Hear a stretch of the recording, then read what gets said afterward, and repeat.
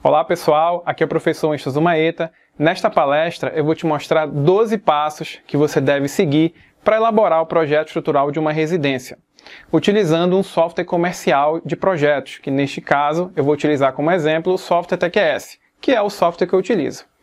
Mas antes de te mostrar quais são esses 12 passos, deixa eu te contar rapidamente qual foi a minha trajetória para chegar até esses 12 passos. Em janeiro de 2008 eu me formei em matemática e comecei a estagiar em um escritório de projetos. E logo em seguida, em agosto desse mesmo ano, eu me formei em engenharia civil e comecei a trabalhar como engenheiro projetista nesse mesmo escritório. Trabalhei até fevereiro de 2009, porque eu recebi a notícia que eu fui aprovado no mestrado em engenharia de estruturas da Escola de Engenharia de São Carlos, da Universidade de São Paulo. E no ano seguinte, em 2010, quando já estava escrevendo a dissertação, eu tive a oportunidade de fazer duas atividades em paralelo, que foi uma especialização lato sensu em projeto de estrutura de concreto para edifícios, que eu fiz na capital, e também eu consegui fazer um adiantamento das disciplinas do doutorado, que eu fiz como crédito excedente no mestrado. Então, assim que eu fiz a defesa da dissertação, eu consegui fazer a seleção do doutorado, fui aprovado, e aproveitei todos esses créditos no doutorado. Então, integralizando assim todos os créditos, eu pude voltar para Manaus. Foi quando eu trabalhei com projeto estrutural por muitos anos, sendo coordenador de projetos até 2015, onde eu tive também a oportunidade de trabalhar em diversos projetos de edifícios e residências na cidade de Manaus. Então, vou citar para vocês alguns rapidamente aqui na tela.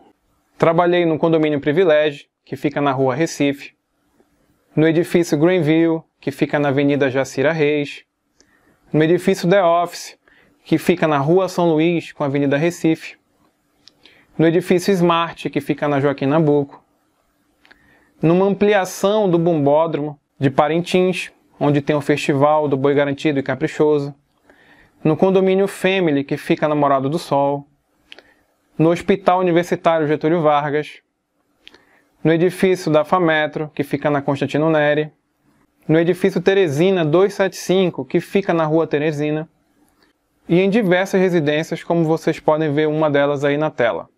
Então, eu fui coordenador de projetos até 2015 porque eu decidi participar de um concurso para professor na Universidade Federal do Amazonas e tive a felicidade de ser aprovado.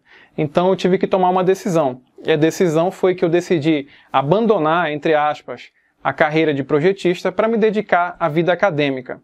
E é isso que eu faço até hoje. Então, desde 2015, eu sou professor na Universidade Federal do Amazonas e pretendo seguir essa carreira pelo resto da minha vida.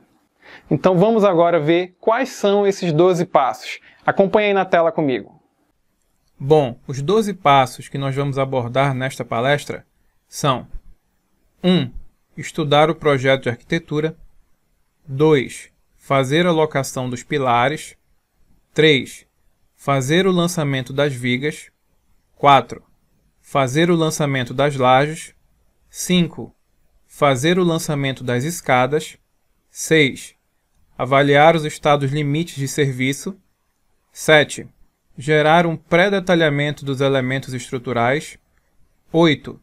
Se necessário, fazer a correção dos elementos estruturais. 9. Gerar a planta de cargas para avaliação das fundações. 10. Fazer o lançamento das fundações.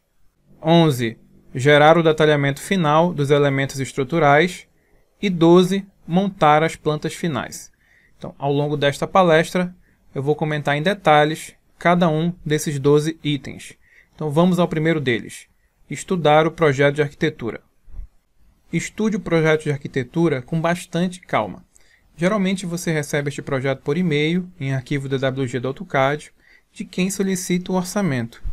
Algumas vezes você recebe diretamente do arquiteto e outras vezes diretamente do engenheiro responsável pela obra.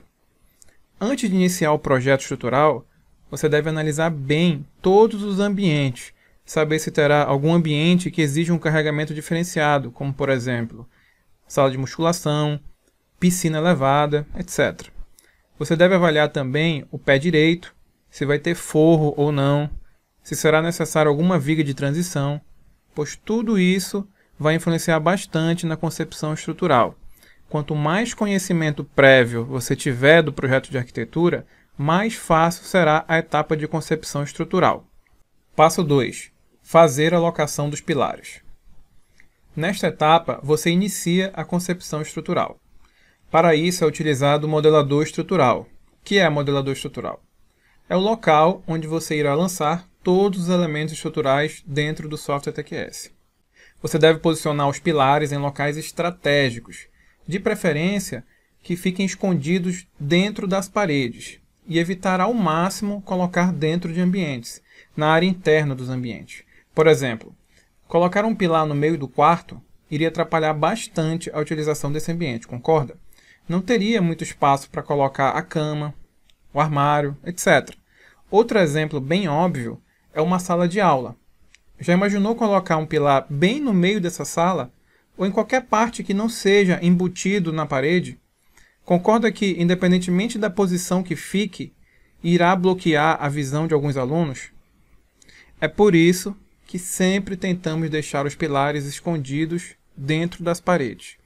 A distância ideal entre pilares é algo em torno de 4 a 6 metros, pois isso vai influenciar na altura das vigas. Eu vou falar um pouco mais sobre isso no passo 3. Para obter a seção transversal dos pilares, existem algumas fórmulas para pré-dimensionamento. Porém, como estamos utilizando uma ferramenta computacional, a fim de ganhar produtividade, normalmente não fazemos o cálculo manual do pré-dimensionamento. Simplesmente colocamos todos os pilares com 14 cm por 30 cm, obedecendo dois limites da NBR 6118, os quais são menor seção transversal igual a 14 cm e área mínima da seção transversal igual a 360 cm². Em etapa posterior no projeto, a gente verifica se essa seção adotada é suficiente ou não. Geralmente, grande parte dos pilares de uma residência tem o seu dimensionamento atendido com a seção transversal igual a 14 por 30. Porém, alguns poucos pilares precisam ter uma seção transversal maior, pois apresentam um esforço solicitante bem maior do que a maioria dos outros pilares, e, consequentemente, precisam desse aumento. A menor dimensão tentamos deixar fixa em 14 cm, para poder conseguir embutir dentro das paredes. E a maior dimensão é ampliada para 40, 50 ou até mais, dependendo da ocasião. Logicamente que se não for possível manter os 14, você aumenta o 14, mas de preferência tentar manter fixa o 14 cm para deixar embutido na parede. Os pilares, eles normalmente nascem. Nascem é um termo utilizado para pilares que começam em um determinado pavimento. Então, geralmente eles nascem na fundação, mas podem nascer também em pavimentos superiores, se apoiando em vigas, que essas vigas são chamadas de vigas de transição, ou até em lajes, onde o efeito da punção deve ser verificado com muito cuidado e atenção.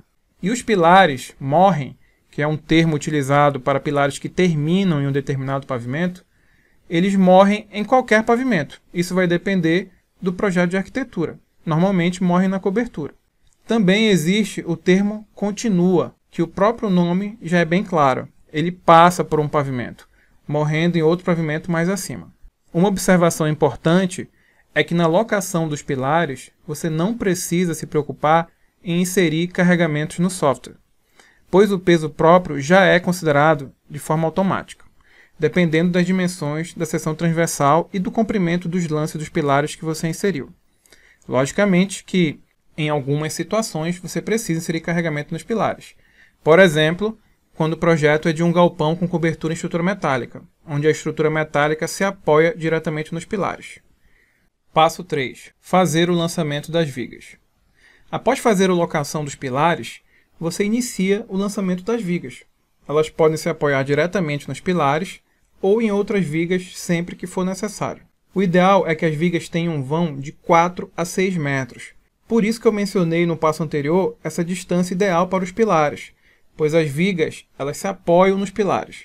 O motivo de ser dentro desse intervalo é que existe uma regra prática de pré-dimensionamento da altura dessas vigas, onde a altura da viga é equivalente a 10% do vão para os casos de vigas biapoiadas e 8% do vão para vigas contínuas, com mais de 2 apoios. Por exemplo, para uma viga de 6 metros de vão, teríamos uma viga com altura entre 48 centímetros e 60 centímetros, dependendo do tipo dela. Vigas com altura maior que 60 centímetros geralmente prejudicam o pé direito do andar e o posicionamento das portas, que normalmente tem 2,10 metros de altura. Então, em relação ao carregamento, você não precisa se preocupar com o peso próprio, pois já é considerado de forma automática também. Porém, é preciso inserir o carregamento das paredes, sempre que for o caso, e nas vigas em que você não tem parede sobre elas, não é necessário inserir carregamento, pois as reações das lajes que se apoiam nessas vigas são transferidas de forma automática pelo software. Passo 4. Fazer o lançamento das lajes. Após o lançamento das vigas, você inicia o lançamento das lajes. Elas podem se apoiar diretamente nas vigas ou nos pilares, o que não é muito usual em residências com estrutura de concreto armado. Normalmente, as lajes maciças armadas em 2 direções ficam com vãos aproximados de 4 metros por 4 metros, 4 metros por 5 metros, 4 metros por 6 metros e até 5 metros por 5 metros. Vão maiores não são recomendados para lajes em concreto armado, mas existem algumas exceções que são avaliadas em cada caso específico. Para a espessura das lajes, existem algumas fórmulas práticas de pré-dimensionamento, mas no dia a dia de escritório geralmente não recorremos a esses cálculos. O que normalmente fazemos é utilizar uma espessura de 10 centímetros e avaliamos se a flecha e o dimensionamento estarão atendidos em etapa posterior. Com relação ao carregamento, a laje é o elemento mais importante do projeto estrutural. O peso próprio também é considerado de forma automática, levando em conta a espessura utilizada. Além do peso próprio, é necessário inserir o carregamento permanente e o carregamento acidental. O carregamento permanente normalmente é regularização, cerâmica, granito, etc. E o acidental ele vai depender do ambiente considerado no projeto de arquitetura. Se vai ser um dormitório, uma sala de musculação, sala de aula e assim por diante. Você encontra essas informações na NBR 6120, Cargas para o cálculo de estruturas de edificações. Passo 5. Fazer o lançamento das escadas. O próximo passo é fazer o lançamento das escadas, que normalmente são apoiadas em vigas do pavimento ou patamares. Algumas vezes, a escada que está no projeto de arquitetura é alterada. Então, antes de projetar a escada, o ideal é conversar com o construtor ou o arquiteto e confirmar se a escada que será construída é a que está no projeto de arquitetura. Já tive vários projetos em que a escada que foi construída não era o que estava no projeto de arquitetura, pois ela foi alterada. Então, se você não chegar a conversar com o arquiteto ou o construtor, é capaz de você fazer todo o projeto da escada e quando enviar o projeto, você receber a informação de que foi alterada. Aí você vai fazer um trabalho em vão. Então, o ideal é você conversar antes e confirmar. Com relação ao carregamento, é feito da mesma forma como nas lajes. O peso próprio é considerado de forma automática e é necessário inserir o carregamento permanente e o carregamento acidental seguindo a NBR 6120. Passo 6. Avaliar os estados limites de serviço. Antes de gerar qualquer detalhamento definitivo dos elementos estruturais, é preciso avaliar os estados limites de serviço. Os principais são o de deformação excessiva, formação de fissura e vibração excessiva. Porém, há uma prática muito comum para edificações de pequeno porte em concreto armado que fica a critério do engenheiro projetista considerar ou não, sob sua total responsabilidade. A prática consiste em verificar apenas a deformação excessiva, que pode ser avaliada facilmente por meio de uma análise linear, bastando verificar os limites de flecha de acordo com a tabela 13.3 do item 13.3 Deslocamentos limites da NBR 6118, Projeto de Estrutura de Concreto, Procedimento. Caso a flecha esteja ultrapassando os limites da NBR 6118, simplesmente voltamos ao modelador estrutural e aumentamos a espessura da laje, não ultrapassando 13 centímetros, que é um valor prático, pois acima disso, o excesso de peso próprio pode acabar prejudicando a avaliação das flechas. Nos casos em que o problema não for resolvido com espessuras de até 13 centímetros, o melhor a fazer é inserir uma nova viga para reduzir o vão da laje onde o problema é apresentado. Normalmente, essa viga para reduzir o vão da laje é apoiada em outras 2 vigas, mas isso não é uma regra geral. Depois de fazer essa alteração, é preciso reavaliar as flechas, verificando se os limites foram atendidos. Em caso contrário, fazer uma nova alteração lá no modelador estrutural até que o limite seja atendido. Aí você vai repetindo esse processo até obter sucesso nessa análise. Passo 7. Gerar um pré-detalhamento dos elementos estruturais. Como estamos usando um software de projetos, a fim de ganhar produtividade, geramos um pré-detalhamento e avaliamos todos os resultados, verificando se foi possível dimensionar de maneira correta todos os elementos estruturais, pilares, vigas, lajes e escadas. A verificação é feita levando em consideração as dimensões dos elementos estruturais e a quantidade de armaduras necessárias. Passo 8. Se necessário, fazer a correção dos elementos estruturais. Caso você tenha identificado no passo 7 que foi impossível dimensionar algum elemento estrutural, é preciso analisar e estudar o motivo do problema. Para isso, você tem acesso a inúmeros relatórios que são gerados pelo software de forma automática após cada processamento. E logo em seguida, voltar ao modelador estrutural e ajustar as dimensões desse elemento onde o problema foi identificado. Após esse ajuste, os passos 6 e 7 devem ser reavaliados. Passo 9. Gerar a planta de cargas para avaliação das fundações. Com toda a estrutura modelada e revisada de acordo com os passos 6, 7 e 8, geramos a planta de cargas, que é a tabela contendo todas as reações na base dos pilares. O nome desse arquivo dentro do software TQS é porlit. Estas reações são utilizadas para fazermos a avaliação das fundações, que dependendo do tipo de solo, você vai decidir se vai fazer sapata, bloco sobre estacas, etc. Passo 10. Fazer o lançamento das fundações. Se você não for o responsável pelo projeto geotécnico da fundação, você deve enviar a planta de carga gerada no passo anterior para o responsável e você receberá as dimensões em planta de todas as sapatas para lançar diretamente no software TQS, ficando na sua responsabilidade dimensionar a altura e a quantidade de armadura necessária, assim como também fazer o detalhamento das armaduras. No caso de fundações em bloco sobre estacas, você receberá um projeto de locação das estacas a partir do eixo dos pilares, onde também serão informados o diâmetro e a quantidade de estacas por pilar, ficando na sua responsabilidade projetar o bloco e fazer o detalhamento das armaduras. Agora, se você for o responsável pelo projeto geotécnico da fundação, você pode fazer o pré-dimensionamento das sapatas de forma automática, utilizando o software TQS. Basta que você já tenha calculado a tensão admissível do solo em função da sondagem. Nesse pré-dimensionamento automático, você já obterá as dimensões em planta e a altura de todas as sapatas do seu projeto. Aqui abaixo do vídeo eu vou deixar uma videoaula onde eu mostro como que você faz esse pré-dimensionamento automático dentro do software TQS. Passo 11. Gerar o detalhamento final dos elementos estruturais. Após ter passado pelos passos 6, 7, 8, 9 e 10, você pode gerar o detalhamento final das armaduras, que poderá sofrer alguma edição, ficando a critério do engenheiro projetista, pois cada projetista tem os seus próprios critérios pessoais. Os desenhos gerados neste passo já estão prontos para serem enviados para execução na obra. Passo 12. Montar as plantas finais. Para finalizar o seu projeto, você precisa enviar todos os desenhos que foram gerados no passo 11 para a obra, além de enviar também outros desenhos de extrema importância, como por exemplo, a locação dos pilares, formas e alguns cortes da edificação. Geralmente o tamanho das plantas é no formato A0 ou A1, e a sequência das plantas é a ordem de execução na obra. Então eu vou citar para vocês aqui a relação das plantas que devem ser enviadas.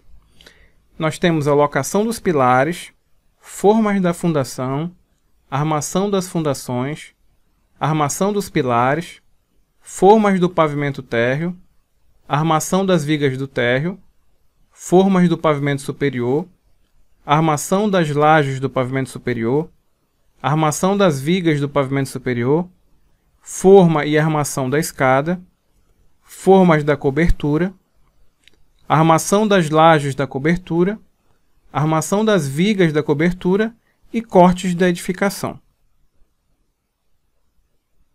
Bom, então essa foi a nossa palestra, espero que tenha atendido a sua expectativa. Coloque aqui abaixo do vídeo, nos comentários, o que você achou da palestra. E se você tiver alguma dúvida, você pode enviar para mim em particular para o Instagram que você está vendo aí na tela.